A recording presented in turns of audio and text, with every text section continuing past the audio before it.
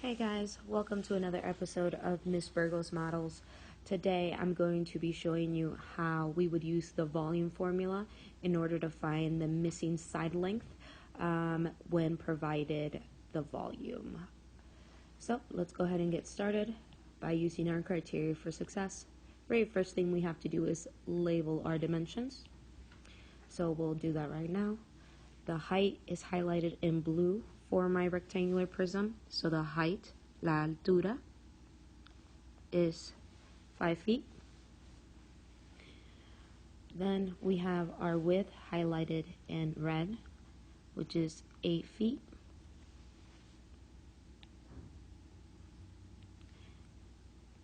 And we see that our length is highlighted in green, but we actually don't have that side length. So that's what we are going to be solving for using the volume formula. So now that we have labeled our dimensions and we know we're looking for the length, let's go ahead and annotate with the formula and the rest of our dimensions. So we know we're going to be using volume equals our length, which again we don't have, times our width, times our height. Our length is the dimension we're missing, so it's blank feet. We know that our width is 8 feet, and we know that our height is 5 feet.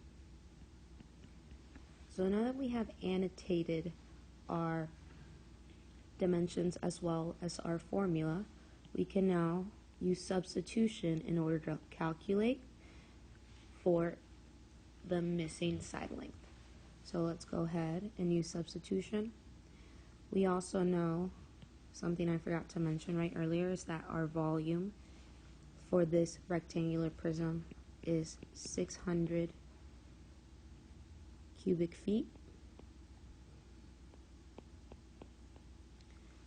So let's go ahead and use substitution. Again, we know that our volume V is 600 equals the length, which we don't know, times the width, which we know is 8, times the height, which we know is 5. Because we are missing a side length, we need to find that missing side length by using inverse operation.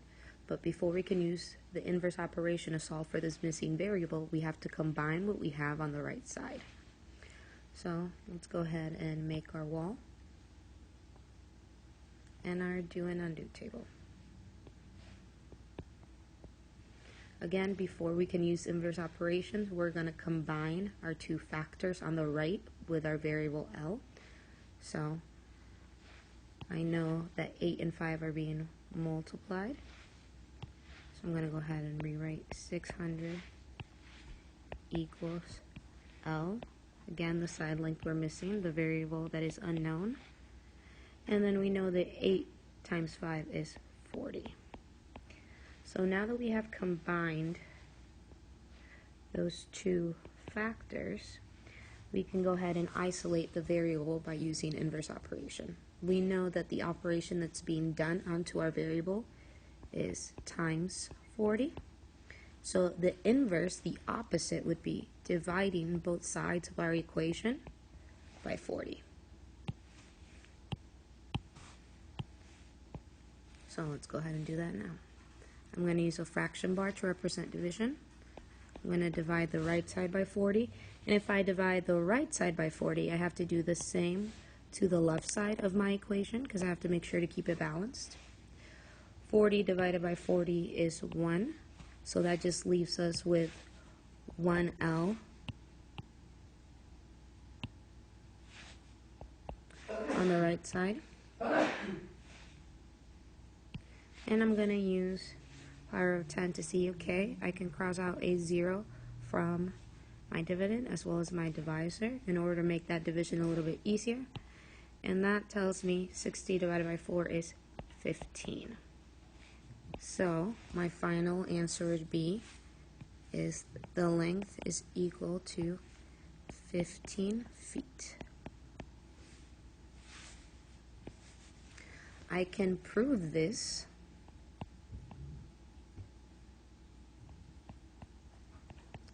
by substituting that length that we found into my original volume formula. So it'd be volume equals, instead of length, it's 15 times the width times the height. I would start again from left to right because it's all multiplication. 15 times 8 is 120, so I would rewrite volume equals, or V equals, 120 times 5. And then I would finish that off. 120 times 5 is 600 cubic feet, which is what we originally had as our volume.